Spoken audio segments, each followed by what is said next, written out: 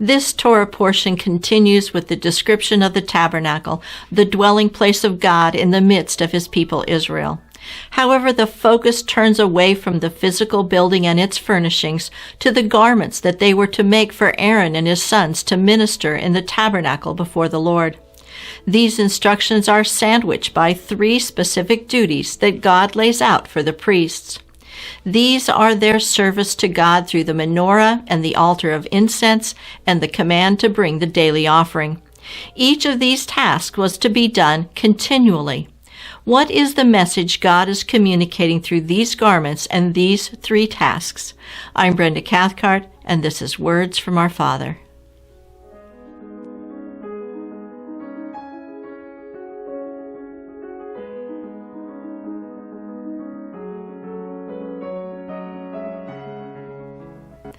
The 7-branch menorah represents the light of God's presence in the tabernacle. The children of Israel were to provide the oil for the lamp so that it could burn continually.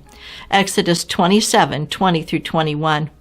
And you shall command the children of Israel that they bring you pure oil of pressed olives for the light, to cause the lamp to burn continually. In the tabernacle of meeting outside the veil, which is before the testimony, Aaron and his sons shall tend it from evening until morning before the Lord. It shall be a statute forever to their generations on behalf of the children of Israel. Aaron and his sons were to tend the lamp each evening and morning. This implies that the lamp was to be lit each evening to burn throughout the night. The Stone Edition Chumash presents Rashi's understanding of this practice. Rashi comments that if any of the flames were still burning in the morning, the Kohen would extinguish them in order to clean the lamps, but he would allow the western one to continue burning. During times when the Jewish people were worthy, a miracle happened and the western lamp never went out. The eternally burning western lamp was proof of God's presence in the temple. This duty of tending the menorah was the first duty God gave to Aaron. It was their last duty at night and their first duty in the morning.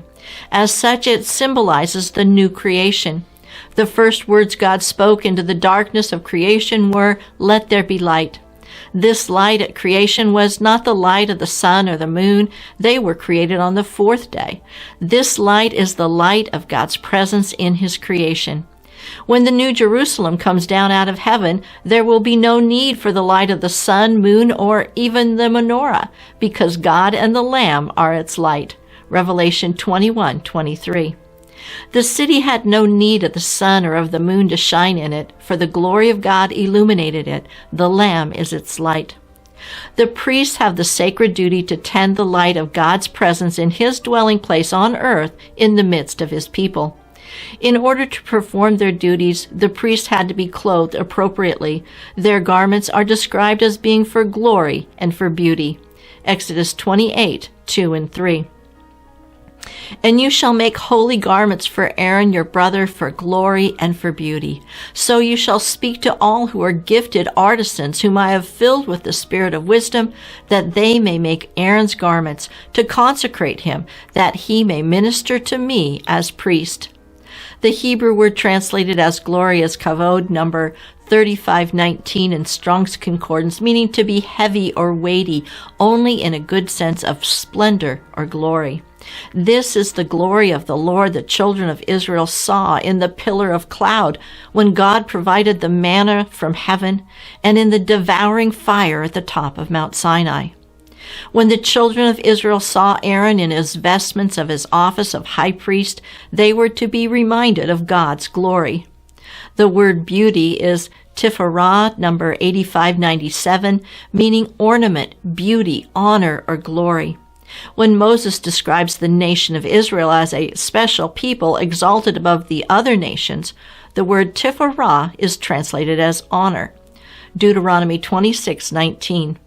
And that he will set you high above all nations in which he has made, in praise, in name, and in honor, and that you may be a holy people to the Lord your God, just as he has spoken. Aaron wore the garments of the high priest for glory and beauty, as well as for honor. The children of Israel, as a nation of priests, wore the garments of their holiness and honor in their position before God. Yeshua states that those who overcome will be given white garments and will be presented before the Father. Revelation 3:5. He who overcomes shall be clothed in white garments, and I will not blot his name from the book of life, but I will confess his name before my Father and before his angels. In the context of the church of Sardis to whom Yeshua spoke these words, those who overcome are those who remember the salvation they have received, repent of their sins, and complete the deeds they have been given to do. In other words, they have been faithful to the office to which they have been called. The garments for Aaron, the high priest, are different from that of his sons who would serve under him. Aaron's garments are both colorful and full of symbolic meaning about his office of high priest. The first garment described is the ephod, made of woven linen, embroidered with gold, blue, purple, and scarlet thread. Exodus 28:5 and 6. They shall take the gold, blue, purple, and scarlet thread and fine linen, and they shall make the ephod of gold, blue, purple, and scarlet thread and fine woven linen, artistically worked. The ephod contained the same colors as the veil across the Holy of Holies. In addition to the blue, purple, and scarlet, the ephod was embroidered with fine thread made from thin sheets of gold cut into thread. Exodus 39:3. And they beat the gold into thin sheets and cut it into threads to work it in with the blue, purple, and scarlet thread and the fine linen into artistic designs. 2 stones representing the 12 tribes of Israel were fastened to the shoulders of the ephod. Exodus 28:9 and 10. Then you shall take 2 onyx stones and engrave on them the names of the sons of Israel, 6 of their names on one stone and 6 names on the other stone in order of their birth. God explains that by wearing these stones on his shoulder, Aaron is bearing the names of the tribes of Israel as a remembrance before God. Exodus 28:12. And you shall put the 2 stones on the shoulders of the ephod as memorial stones for the sons of Israel. So Aaron shall bear their names before the Lord on his shoulders as a memorial. Each stone was engraved with the names of 6 of the sons of Jacob in their birth order. In Hebrew, each set of 6 names contained exactly 25 letters. The tribes were well balanced on Aaron's shoulders. Not only did Aaron bear the names of the tribes on his shoulders, he also bore them as a remembrance on the breastplate in 4 rows of 3 stones. Exodus 28:21. And the stones shall have the names of the sons of Israel, 12 according to their names, like the engravings of a signet, each one with its own name. They shall be according to the 12 tribes. These stones were worn on Aaron's chest near to his heart. Every time he went into the holy place, God would see the 2 stones on Aaron's shoulders and the 12 stones near to his heart and remember his people. Exodus 28:29. So Aaron shall bear the names of the sons of Israel on the breastplate of judgment over his heart when he goes into the holy place as a memorial before the Lord continually. In turn, Aaron would feel the weight of responsibility for Israel on his shoulders and carry their needs close to his heart. Every time he went into the holy place, he carried the entire nation of Israel with him. Goran Larsson, in his book Bound for Freedom, explains, he stood as the representative of the people before God and performed his service on their behalf. He shouldered responsibility for the well-being of his people and took upon himself their burdens both openly and in private. His people were to be inscribed on his heart in such a way that their needs became his needs. The breastplate itself was to be made of the same fine linen as the ephod, embroidered with the same colors of gold, blue, purple, and scarlet. It was to be doubled to form a pouch in which the Urim and Thummim were kept. Exodus 28:30. And you shall put in the breastplate of judgment the Urim and the Thummim, and they shall be over Aaron's heart when he goes in before the Lord. So Aaron shall bear the judgment of the children of Israel over his heart before the Lord continually. The Urim and Thummim were stones of judgment. Their placement over Aaron's heart was a reminder that he held the judgment of Israel in his hands through his office of high priest. Because of the presence of the Urim and the Thummim, the breastplate was called the breastplate of judgment. The actual meaning of the words Urim and Thummim is debated with different root words proposed for each. The most popular understanding is that Urim, number 224, means lights, and that Thummim, number 8550, means perfections or completeness. The Septuagint uses Greek words indicating that they refer to revelation and truth. The Urim and the Thummim were used by the high priest to inquire of God and make judgments. They were symbolic of the light of God's perfect judgment. The next item of the high priesthood is a blue robe with a binding around the neckline to prevent tearing. Pomegranate shapes in blue, purple, and scarlet were to be attached to the hem, alternating with golden bells. Once again, the colors were the same colors as those used in the veil in front of the Holy of Holies. The bells would sound whenever Aaron went into the holy place. Exodus 28:33-35. And upon its hem you shall make pomegranates of blue, purple, and scarlet all around its hem, and bells of gold between them all around, a golden bell and a pomegranate, a golden bell and a pomegranate, upon the hem of the robe all around. And it shall be upon Aaron when he ministers, and its sound will be heard when he goes into the holy place before the Lord, and when he comes out, that he may not die. The word pomegranate is the Hebrew word ramon, number 7416, as a description of the tree's upright growth. Ramon comes from the word ramam, number 7426, meaning to rise or exalt. Although the meaning of the pomegranates and the bells is unknown, they may have served to remind the priest of the need to be humble and holy when they enter the dwelling place of the Lord. The next item that Aaron was to wear was a gold plate inscribed with the words, Holiness to the Lord. This plate was to be attached to his turban. Exodus 28:36-37.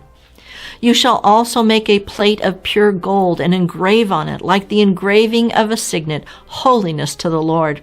And you shall put it on a blue cord, that it may be on the turban, it shall be on the front of the turban. A blue cord is used to attach the plate to the turban. Later, the children of Israel were told to wear a blue cord on the corners of their garments as a reminder of God's commandments. Numbers 15:38-39. Speak to the children of Israel. Tell them to make tassels on the corners of their garments throughout their generations, and to put a blue thread in the tassels of the corners. And you shall have the tassel, that you may look upon it and remember all the commandments of the Lord and do them, and that you may not follow the harlotry to which your own heart and your own eyes are inclined. All those who looked at the high priest would immediately see that he is set apart to the Lord. Similarly, looking at the blue cords called tzitzit found on the corners of the garments would be a reminder of God's commandments, which set the nation of Israel apart as a holy nation. The garments that Aaron's sons wore were all made of fine linen, which was traditionally white. In contrast, colorful garments were made of wool because they more easily accepted the dyes. When Aaron went into the Holy of Holies once a year to make atonement for the tabernacle and the people, he did not wear the garments marking him as the high priest. He wore special white vestments that were almost the same as the simple white linen garments that the rest of the priesthood wore. Leviticus 16:4. He shall put the holy linen tunic and the linen trousers on his body. He shall be girded with a linen sash, and with a linen turban he shall be attired. These are holy garments. Therefore he shall wash his body in water and put them on. When going into the presence of God, whose earthly throne was on the mercy seat between the cherubim, Aaron came as an ordinary priest. It is perhaps a bit ironic that the most holy garments Aaron wore were those of simple white linen. The Stone Edition Chumash comments that white linen is symbolic of forgiveness. After these instructions about the garments Aaron and his sons were to wear while ministering before the Lord, and the instructions for their installment as priests, the Torah describes the next two duties of Aaron after tending to the menorah. The next duty was to bring the continual or tamid offering twice a day. Exodus 29:38 and 39. Now this is what you shall offer on the altar: 2 lambs of the first year, day by day, continually. 1 lamb you shall offer in the morning, and the other lamb you shall offer at twilight.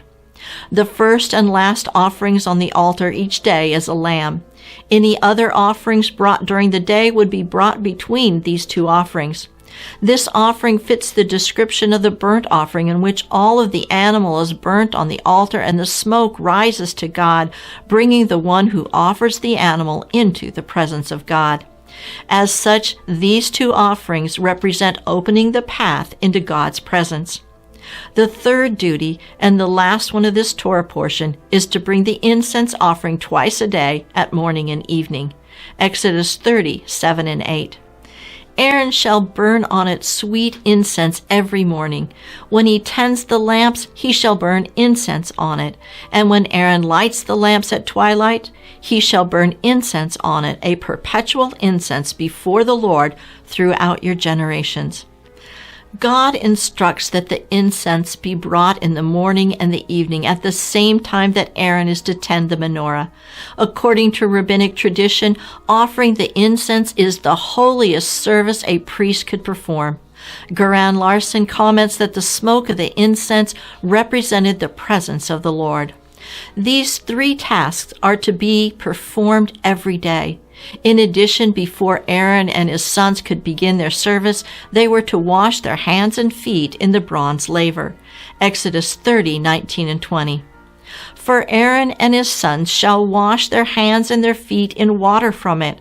When they go into the tabernacle of meeting, or when they come near the altar to minister, to burn an offering made by fire to the Lord, they shall wash with water, lest they die. As Aaron and his sons start their day, they begin by putting on their priestly garments. They then proceed to the bronze laver and wash their hands and feet. Any dust as well as impurities must be washed away before they begin their service to God. Notice that Aaron and his sons are not given any footwear to wear. Moses was told to remove his footwear when God appeared before him in the burning bush because it was sacred ground. The grounds of the tabernacle were likewise sacred grounds because of God's presence, and thus the priests wore no footwear. After washing, they entered the tabernacle and tend to the lamps. The lamps of the menorah which shined throughout the night would be extinguished. If the center light was still burning, it would remain lit throughout the day. Aaron would bring the incense offering, inviting God's presence to remain in the tabernacle. They would then exit the tabernacle and begin the day with the first of the 2 daily offerings. In the temple, the ritual was much more involved, and these 3 specific tasks would have happened simultaneously. At the end of the day, the priest would again wash in the laver, bring the closing daily offering, and then enter the tabernacle to light the menorah for the evening. The light of the menorah and the incense are a reminder of the Shekinah glory as the cloud by day and the pillar of fire by night. Finally, Aaron and his sons would remove their priestly garments. Their service to God was completed until the next day. Through these 3 tasks and the garments for Aaron and his sons, God is communicating details of how he would dwell with the children of Israel. As a royal priesthood, we must put on the garments given to us to serve God. We must wash off any impurities before we come into God's dwelling place. Our ability to approach God is opened up through the offering of the lambs. We must act to bring God's dwelling place down to earth through the light and the incense of his presence. Yeshua said to seek to enter the kingdom of God. I'm Brenda Cathcart for Moed Ministries International. Shalom and be blessed.